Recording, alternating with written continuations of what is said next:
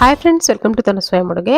ಇವತ್ತಿನ ದಿನ ರೊಟ್ಟಿ ಚಪಾತಿಗೆ ಅಥವಾ ಅಕ್ಕಿ ರೊಟ್ಟಿಗೆ, ರಾಗಿ ರೊಟ್ಟಿಗೆ ಯಾವುದಕ್ಕೆ ಬೇಕಿದ್ರೂ ಸೂಟ್ ಆಗುವಂಥ ಒಂದು ಸಖತ್ ಟೇಸ್ಟಿ ಆಗಿರುವಂಥ ಸೈಡ್ ಡಿಶ್ ಮಾಡೋದು ತೋರಿಸ್ತೀನಿ. ಅದು ಕೂಡ ಫ್ರೆಶ್ ಆಗಿರುವಂಥ ಹೀರೆಕಾಯಿಯನ್ನು ಬಳಸ್ಕೊಂಡು ಮಾಡೋದನ್ನ ನೋಡೋಣ. ನೋಡ್ತಿರ್ಬೋದು, ನಾನಿಲ್ಲಿ ಒಂದೆರಡು ಎಳೆದಾಗಿರುವಂಥ ಹೀರೆಕಾಯಿನ ತೊಗೊಂಡಿದ್ದೀನಿ. ಎರಡು ಕಡೆ ಏನಿದೆ ನೋಡಿ, ಎಡ್ಜಸ್ಸನ್ನು ಕಟ್ ಮಾಡ್ಕೊಳ್ತಾ ಇದ್ದೀನಿ.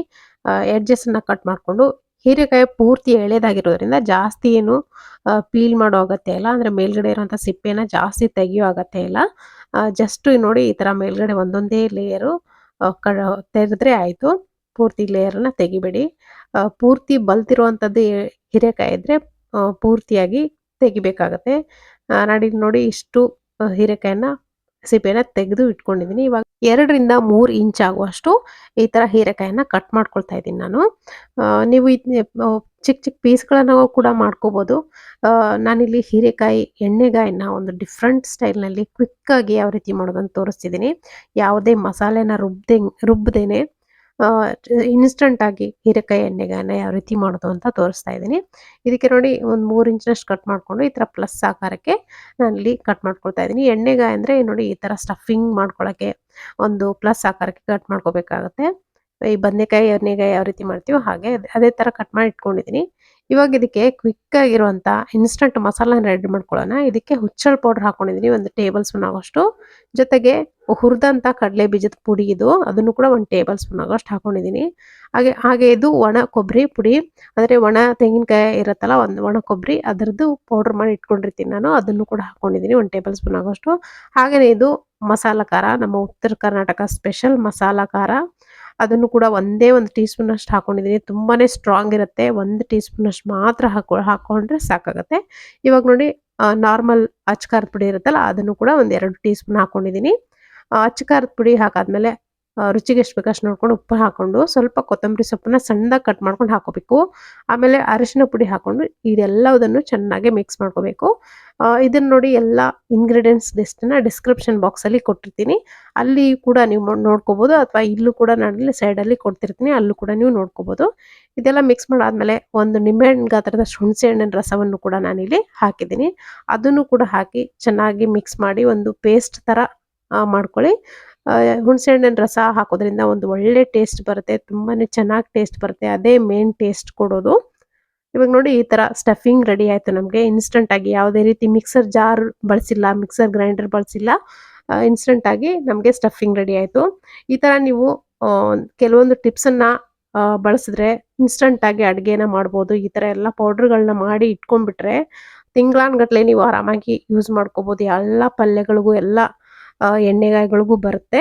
ಇವಾಗ ಹೀರೆಕಾಯಿ ಒಳಗಡೆ ನಾನು ಸ್ಟಫಿಂಗ್ನ ಮಾಡ್ಕೊಳ್ತಾ ಇದ್ದೀನಿ, ಆ ಮಸಾಲೆನ. ಖಂಡಿತ ಈ ವಿಡಿಯೋನ ಕೊನೆವರೆಗೂ ನೋಡಿ. ನೋಡಾದ್ಮೇಲೆ ನಿಮ್ಮ ಮನೇಲಿ ಮಾಡ್ಕೊಂಡು ನೋಡಿ ಹೇಗಿತ್ತು ಅಂತ ಅಭಿಪ್ರಾಯ ತಿಳಿಸೋದನ್ನ ಮಾತ್ರ ಮರಿಬೇಡಿ. ನೋಡಿ ಇವಾಗ ಎಲ್ಲ ಸ್ಟಫಿಂಗ್ನು ಹಾಕಿದ್ದೀನಿ ನಾನು. ಸ್ವಲ್ಪ ಮಸಾಲೆ ಉಳಿತು, ಅದನ್ನು ಕೂಡ ಇದ್ರ ಮೇಲ್ಗಡೆ ಹಾಕೊಳ್ತಾ ಇದ್ದೀನಿ.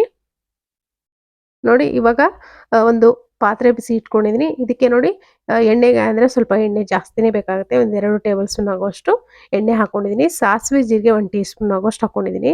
ಕರಿಬೇವಿನ ಸೊಪ್ಪನ್ನು ಸಣ್ಣದಾಗಿ ಕಟ್ ಮಾಡಿಕೊಂಡು ನಾನಿಲ್ಲಿ ಹಾಕ್ಕೊಂಡಿದ್ದೀನಿ. ಚೆನ್ನಾಗಿ ಸಿಡಿಬೇಕು ಸಾಸಿವೆ ಜೀರಿಗೆ. ಕರಿಬೇವಿನ ಸೊಪ್ಪು ಕೂಡ ಎಣ್ಣೆಲಿ ಚೆನ್ನಾಗಿ ಫ್ರೈ ಆದಮೇಲೆ ಒಂದು ಚಿಕ್ಕ ಗಾತ್ರದ ಈರುಳ್ಳಿನ ಸಣ್ಣದಾಗಿ ಕಟ್ ಮಾಡಿಕೊಂಡು ಹಾಕ್ಕೊಂಡಿದ್ದೀನಿ. ಅದು ಕೂಡ ಅಷ್ಟೇ ಸ್ವಲ್ಪ ಟ್ರಾನ್ಸ್ಪರೆಂಟ್ ಆಗೋವರೆಗೂ ಫ್ರೈ ಆದರೆ ಸಾಕಾಗುತ್ತೆ, ಜಾಸ್ತಿ ಏನು ಫ್ರೈ ಮಾಡೋದು ಬೇಕಾಗಿಲ್ಲ. ಹೀರೆಕಾಯಿ ಎಳೆದಾಗಿರೋದ್ರಿಂದ ನಾನಿಲ್ಲಿ ಪಾತ್ರೆಯಲ್ಲೇ ಮಾಡ್ಕೊಳ್ತಾ ಇದ್ದೀನಿ. ನೀವೇನಾದರೂ ದಪ್ಪಗಿರೋಂಥವು ಬಲ್ತಿರುವಂಥದ್ದು ಹೀರೆಕಾಯಿನ ತಂದಾಗ ನೀವು ಕುಕ್ಕರಲ್ಲಿ ಆರಾಮಾಗಿ ಮಾಡ್ಕೋಬೋದು. ಅದು ಕೂಡ ದಿಢೀರಾಗತ್ತೆ. ಇವಾಗ ಈರುಳ್ಳಿ ಫ್ರೈ ಆಗಿದೆ. ಇದ್ರ ಮೇಲ್ಗಡೆ ನೋಡಿ ನಾವು ಸ್ಟಫ್ ಮಾಡಿ ಇಟ್ಕೊಂಡಂಥ ಹೀರೆಕಾಯಿ ಏನಿದೆ ನೋಡಿ, ಅದನ್ನೆಲ್ಲವನ್ನು ಹಾಕ್ಕೊಳ್ತಾ ಇದ್ದೀನಿ ನಾನು.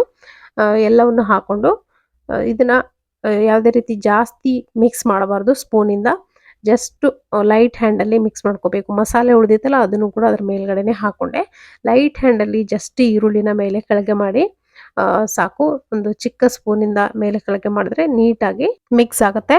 ನೀವು ಜಾಸ್ತಿ ಮಿಕ್ಸ್ ಮಾಡ್ಕೋದ್ರೆ ಸ್ಟಫಿಂಗ್ ಏನು ನೋಡಿದ್ರು ಎಲ್ಲ ಬಿಟ್ಕೊಳ್ಳುತ್ತೆ. ಸ್ಟಫಿಂಗ್ ಬಿಟ್ಕೋಬಾರ್ದು, ಹಾಗೆ ಚೆನ್ನಾಗಿ ಕುದಿಬೇಕು. ಉಪ್ಪು ನೋಡಿಕೊಂಡು ನೀವು ಮತ್ತೆ ಸೇರಿಸ್ಕೋಬೋದು. ನಾನಿಲ್ಲಿ ಸ್ವಲ್ಪ ಉಪ್ಪನ್ನು ಸೇರಿಸ್ಕೊಂಡೆ, ಕಡಿಮೆ ಆಗಿತ್ತು. ಇದಕ್ಕೆ ಇವಾಗ 3 ಚಿಕ್ಕ ಸಾಸ್ ಬೌಲ್ ಇರುತ್ತಲ್ಲ, ಅದರಿಂದ ಒಂದು 3 ಬೌಲ್ ಆಗುವಷ್ಟು ನೀರನ್ನು ಸೇರಿಸ್ಕೊಳ್ತಾ ಇದ್ದೀನಿ. ನೀರು ಹಾಕಲೇಬೇಕಾಗತ್ತೆ. ಯಾಕಂದರೆ ಹೀರೆಕಾಯಿ ಸ್ವಲ್ಪ ಬೇಯಬೇಕಲ್ವಾ, ಹಾಗಾಗಿ ಮುಚ್ಚಳ ಮುಚ್ಚಿ ಒಂದು 5ರಿಂದ 10 ನಿಮಿಷ ಬಿಡ್ತೀನಿ. ಲೋ ಫ್ಲೇಮ್ ಇಟ್ಕೊಂಡು ಕುದಿಸ್ಕೊಳ್ಬೇಕು. ಹೈ ಫ್ಲೇಮ್, ಮೀಡಿಯಂ ಫ್ಲೇಮ್ ಇಟ್ಕೋಬೇಡಿ. ಲೋ ಫ್ಲೇಮ್ ಇಟ್ಕೊಂಡು ಒಂದು 5ರಿಂದ 10 ನಿಮಿಷ ಬಿಟ್ಟರೆ ರುಚಿ ರುಚಿಯಾದಂಥ ಹೀರೆಕಾಯಿ ಎಣ್ಣೆಗಾಯಿ ಪಲ್ಯ ರೆಡಿ ಆಗುತ್ತೆ. ಟ್ರಸ್ಟ್ ಮೀ ಫ್ರೆಂಡ್ಸ್, ಇದನ್ನು ಖಂಡಿತ ನೀವು ಕೂಡ ನಿಮ್ಮ ಮನೆಯಲ್ಲಿ ಮಾಡಿ ನೋಡಿ. ಇದರ ಫ್ಯಾನ್ ಆಗಿ ಹೋಗ್ತೀರಾ. ಖಂಡಿತ ಪದೇ ಪದೇ ನೀವು ಮಾಡ್ಕೊಳ್ತೀರಾ. ಹಾಗೆಯೇ ನಾನು ಹಾಕಿರುವಂಥ ಎಲ್ಲ ಇಂಗ್ರೀಡಿಯೆಂಟ್ಸ್ ಪೌಡರ್ಗಳನ್ನ ನೀವು ಮಾಡಿಟ್ಕೊಂಡ್ರೆ ತುಂಬಾ ಸುಲಭ ಆಗುತ್ತೆ ಅಡುಗೆ. ಖಂಡಿತ ಇವತ್ತಿನ ಈ ರೆಸಿಪಿ ನಿಮಗೆ ಇಷ್ಟ ಆಗುತ್ತೆ ಅಂದ್ಕೊಳ್ತೀನಿ. ಇಷ್ಟ ಆಗಿದ್ರೆ ಲೈಕ್ ಮಾಡೋದನ್ನು ಮರಿಬೇಡಿ. Thank you.